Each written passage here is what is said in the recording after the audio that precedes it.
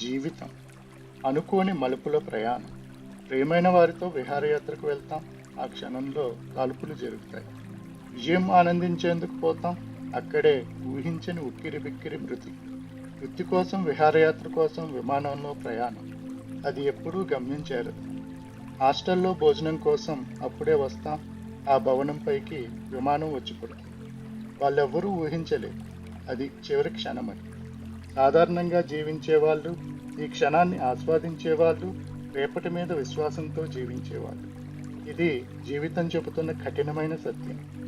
మరణం ఎప్పుడూ తలుపు తట్టదు. ఒక్క క్షణంలో నిశ్శబ్దంగా ప్రవేశిస్తుంది. ముందుగా చెప్పదు.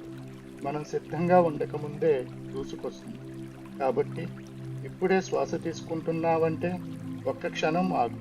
భయంతో కాదు, కృతజ్ఞతతో.